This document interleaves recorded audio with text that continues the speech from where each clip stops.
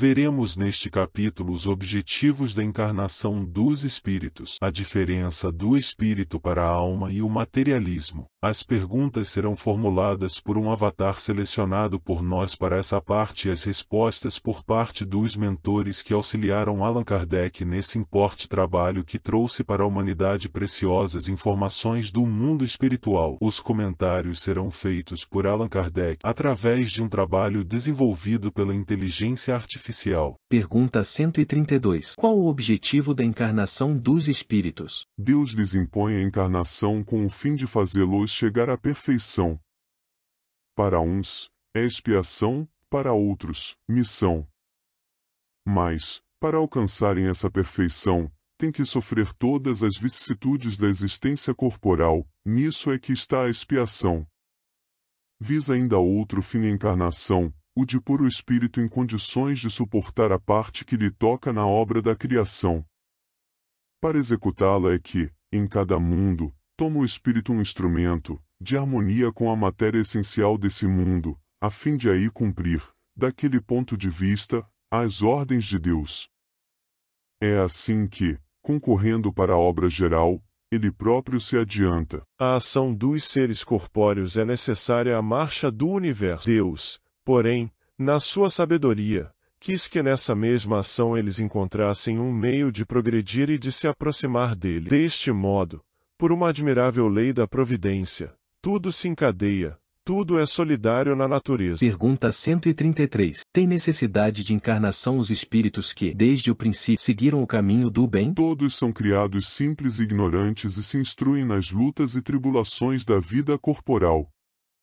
Deus, que é justo, não podia fazer felizes a uns, sem fadigas e trabalhos, conseguintemente sem mérito. Pergunta 133, ou mais. Então, de que serve aos espíritos terem seguido o caminho do bem, se isso não os isenta dos sofrimentos da vida corporal? Chegam mais depressa ao fim. Demais, as aflições da vida são muitas vezes a consequência da imperfeição do espírito. Quanto menos imperfeições, tanto menos tormentos. Aquele que não é invejoso, nem ciumento, nem avaro, nem ambicioso, não sofrerá as torturas que se originam desses defeitos. Pergunta 134. Que é a alma? Um espírito encarnado. Pergunta 134. Que era a alma antes de se unir ao corpo? Espírito. Pergunta 134b. As almas e os espíritos são, portanto, idênticos, a mesma coisa? Sim, as almas não são senão os espíritos. Antes de se unir ao corpo, a alma é um dos seres inteligentes que povoam um mundo invisível, os quais temporariamente revestem um invólucro carnal para se purificarem e esclarecerem. Pergunta 135. Há no homem alguma outra coisa além da alma e do corpo? Há o laço que liga a alma ao corpo. Pergunta 135. E de que natureza é esse laço? Semimaterial, isto é, de natureza intermédia entre o espírito e o corpo. É preciso que seja assim para que os dois possam comunicar-se um com o outro. Por meio desse laço é que o espírito atua sobre a matéria e reciprocamente. O homem é, portanto, formado de três partes essenciais, e primeiro, o corpo ou ser material, análogo ao dos animais e animado pelo mesmo princípio vital; segundo, a alma, espírito encarnado que tem no corpo a sua habitação; terceiro, o princípio intermediário ou perispírito, substância semimaterial que serve de primeiro envoltório ao espírito e liga a alma ao corpo, tal, num fruto, o germe, o perisperma e a casca. Pergunta 136. A alma independe do princípio vital? O corpo não é mais do que envoltório. Repetimos-lo constantemente. Pergunta 136. Pode o corpo existir sem a alma? Pode, entretanto. Desde que cessa a vida do corpo, a alma o abandona. Antes do nascimento, ainda não há união definitiva entre a alma e o corpo, enquanto, depois de essa união se haver estabelecido, a morte do corpo rompe os laços que o prendem à alma e esta o abandona. A vida orgânica pode animar um corpo sem alma, mas a alma não pode habitar um corpo privado de vida orgânica. Pergunta 136b. Que seria o nosso corpo se não tivesse alma? Simples massa de carne sem inteligência, tudo o que quiserdes, exceto um homem. Pergunta 137. Um espírito pode encarnar a um tempo em dois corpos diferentes? Não. O espírito é indivisível e não pode animar simultaneamente dois seres distintos. Pergunta 138. Que se deve pensar da opinião dos que consideram a alma o princípio da vida material? É uma questão de palavras, com que nada temos.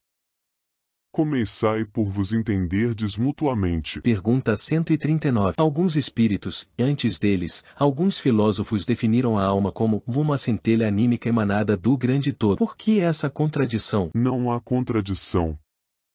Tudo depende das acepções das palavras. Por que não tendes uma palavra para cada coisa? O vocábulo alma se emprega para exprimir coisas muito diferentes. Uns chamam alma ao princípio da vida e, nesta acepção, se pode com acerto dizer, figuradamente, que a alma é uma centelha anímica emanada do grande todo. Estas últimas palavras indicam a fonte universal do princípio vital de que cada ser absorve uma porção e que, após a morte, volta à massa donde saiu. Essa ideia de nenhum modo exclui a de um ser moral, distinto, independente da matéria e que conserva a sua individualidade. A esse ser, igualmente, se dá o nome de alma e nesta acepção é que se pode dizer que a alma é um espírito encarnado. Dando da alma definições diversas, os espíritos falaram de acordo com o modo por que aplicavam a palavra e com as ideias terrenas de que ainda estavam mais ou menos imbuídos. Isto resulta da deficiência da linguagem humana, que não dispõe de uma palavra para cada ideia, onde uma imensidade de equívocos e discussões. Eis porque os espíritos superiores nos dizem que primeiro nos entendamos acerca das palavras. Pergunta 140. Que se deve pensar da teoria da alma subdividida em tantas partes quantos são os músculos e presidindo assim a cada uma das funções do corpo? Ainda isto depende do sentido que se empreste à palavra alma.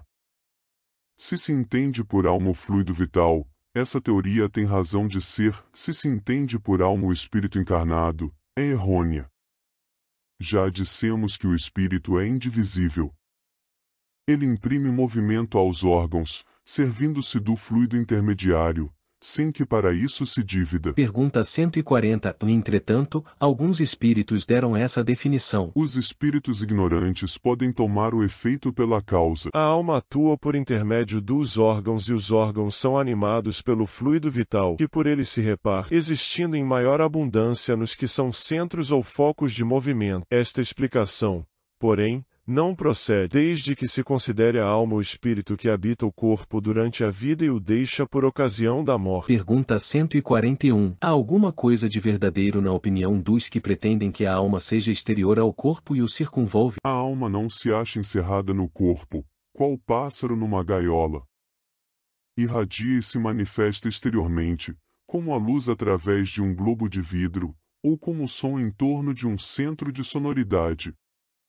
Neste sentido se pode dizer que a alma é exterior, sem que por isso constitua o envoltório do corpo. A alma tem dois invólucros, um, sutil e leve, é o primeiro, ao qual chamas perispírito, outro, grosseiro, material e pesado, o corpo. A alma é o centro de todos os envoltórios, como o germe em um núcleo. Já o temos dito. Pergunta 142. Que dizeis dessa outra teoria segundo a qual a alma, numa criança, se vai completando a cada período da vida? O espírito é uno e está todo na criança, como no adulto. Os órgãos, ou instrumentos das manifestações da alma, é que se desenvolvem e completam. Ainda aí tomam o efeito pela causa. Pergunta 143. Por que todos os espíritos não definem do mesmo modo a alma? Os espíritos não se acham todos esclarecidos igualmente sobre estes assuntos. Há espíritos de inteligência ainda limitada, que não compreendem as coisas abstratas. São como as crianças entre vós. Também há espíritos pseudo-sábios, que fazem alarde de palavras, para se imporem, ainda como sucede entre vós. Depois, os próprios espíritos esclarecidos podem exprimir-se em termos diferentes, cujo valor, entretanto, é, substancialmente, o mesmo, sobretudo quando se trata de coisas que a vossa linguagem se mostra impotente para traduzir com clareza. Recorrem então a figuras, a comparações, que tomais como realidade. Pergunta 144. Que se deve entender por alma do mundo? O princípio universal da vida e da inteligência, do qual nascem as individualidades. Os que se servem dessa expressão, porém, não se compreendem, as mais das vezes, uns aos outros. O termo alma é tão elástico que cada um o interpreta ao sabor de suas fantasias. Também à terra hão atribuído uma alma. Por alma da terra se deve entender o conjunto dos espíritos abnegados, que dirigem para o bem as vossas ações, quando os escutais, e que, de certo modo, são os lugares tenentes de Deus com relação ao vosso planeta. Pergunta 145. Como se explica que tantos filósofos antigos e modernos, durante tão longo tempo, hajam discutido sobre a ciência psicológica e não tenham chegado ao conhecimento da verdade? Esses homens eram os precursores da eterna doutrina espírita, prepararam os caminhos. Eram homens, e como tais, se enganaram, tomando suas próprias ideias pela luz. No entanto, mesmo os seus erros servem para realçar a verdade, mostrando o pró e o contra. Demais, entre esses erros se encontram grandes verdades que um estudo comparativo torna apreensíveis. Pergunta 146. A alma tem, no corpo, sede determinada e circunscrita? Não, porém, nos grandes gênios, em todos os que pensam muito, ela reside mais particularmente na cabeça, ao passo que ocupa principalmente o coração naqueles que muito sentem e cujas ações têm todas por objeto a humanidade. Pergunta 146. A que se deve pensar da opinião dos que situam a alma num centro vital? Quer isso dizer que o espírito habita de preferência essa parte do vosso organismo, por ser aí o ponto de convergência de todas as sensações? Os que a situam no que consideram o centro da vitalidade, esses a confundem com o fluido ou princípio vital. Pode, todavia, dizer-se que a sede da alma se encontra especialmente nos órgãos que servem para as manifestações intelectuais e morais. Pergunta 147. Por que os anatomistas, os fisiologistas, em geral, os que aprofundam a ciência da natureza, são, com tanta frequência, levados ao materialismo? O fisiologista refere tudo ao que vê. Orgulho dos homens, que julgam saber tudo e não admitem haja coisa alguma que lhes esteja acima do entendimento. A própria ciência que cultivam os enche de presunção. Pensam que a natureza nada lhes pode conservar oculto. Pergunta 148. Não é de lastimar que o materialismo seja uma consequência de estudos que deveriam, contrariamente, mostrar ao homem a superioridade da inteligência que governa o mundo? Deve-se daí concluir que são perigosos? Não é exato que o materialismo seja uma consequência desses estudos. O homem é que deles tira uma consequência falsa, pela razão de lhe ser dado abusar de tudo, mesmo das melhores coisas. Acresce que o nada os amedronta mais do que eles quereriam que parecesse, e os espíritos fortes, quase sempre, são antes fanfarrões do que bravos.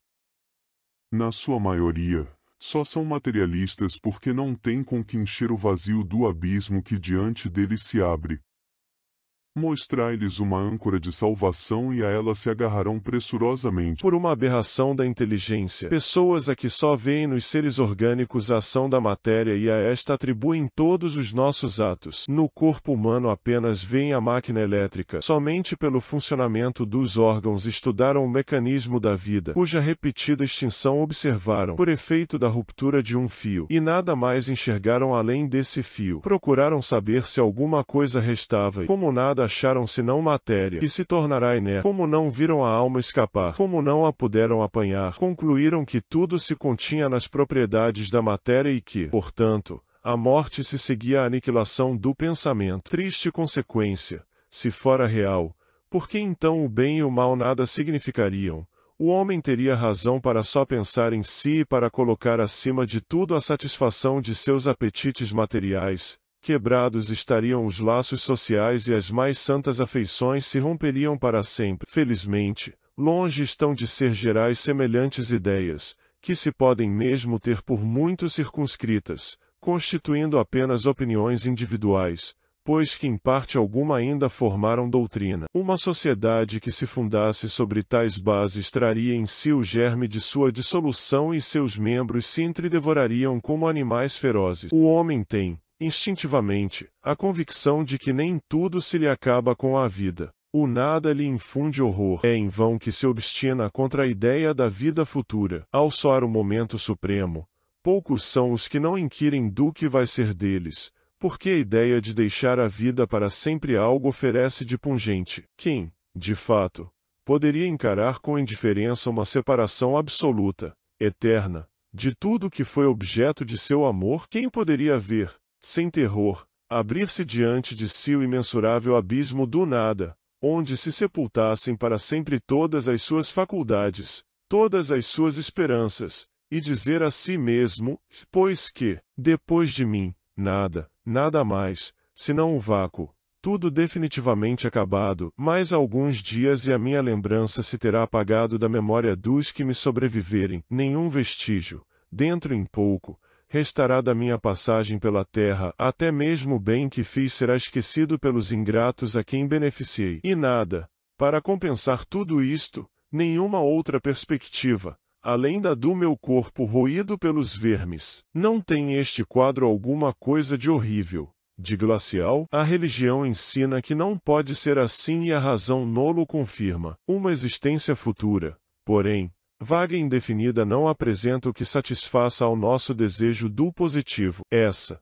em muitos, a origem da dúvida. Possuímos alma. Está bem, mas que é a nossa alma? Tem forma, uma aparência qualquer? É um ser limitado ou indefinido? Dizem alguns que é um sopro de Deus, outros, uma centelha, outros, uma parcela do grande todo, o princípio da vida e da inteligência. Que é, porém, o que de tudo isto ficamos sabendo? Que nos importa ter uma alma, se, extinguindo-se-nos a vida, ela desaparece na imensidade, como as gotas de água no oceano? A perda da nossa individualidade não equivale, para nós, ao nada? Disse também que a alma é imaterial. Ora, uma coisa imaterial carece de proporções determinadas. Desde então, nada é. Para nós, a religião ainda nos ensina que seremos felizes ou desgraçados, conforme o bem ou o mal que houvermos feito. Que vem a ser, porém, essa felicidade que nos aguarda no seio de Deus? Será uma beatitude, uma contemplação eterna, sem outra ocupação mais do que entoar louvores ao Criador. As chamas do inferno serão uma realidade ou um símbolo? A própria Igreja lhes dá esta última significação, mas, então, que são aqueles sofrimentos? Onde esse lugar de suplício? Numa palavra, que é o que se faz, que é o que se vê, nesse outro mundo que a todos nos espera? Dizem que ninguém jamais voltou de lá para nos dar informações. É erro dizê-lo, e a missão do Espiritismo consiste precisamente em nos esclarecer acerca desse futuro, em fazer com que, até certo ponto, o toquemos com o dedo e o penetremos com o olhar, não mais pelo raciocínio somente, porém pelos fatos. Graças às comunicações espíritas, não se trata mais de uma simples presunção, de uma probabilidade sobre a qual cada um conjeture à vontade, que os poetas embelezem com suas ficções, ou cumulem de enganadoras imagens alegóricas. É a realidade que nos aparece, pois que são os próprios seres de além-túmulo que nos vêm descrever a situação em que se acham, relatar o que fazem, facultando-nos assistir, por assim dizer, a todas as peripécias da nova vida que lá vivem e mostrando-nos, por esse meio, a sorte inevitável que nos está reservada, de acordo com os nossos méritos e deméritos. Haverá nisso alguma coisa de antirreligioso? Muito ao contrário, porquanto os incrédulos encontram aí a fé e os tíbios a renovação do fervor e da confiança. O Espiritismo é, pois, o mais potente auxiliar da religião. Se ele aí está, é porque Deus o permite para que as nossas vacilantes esperanças se revigorem e para que sejamos reconduzidos à senda do bem pela perspectiva do futuro.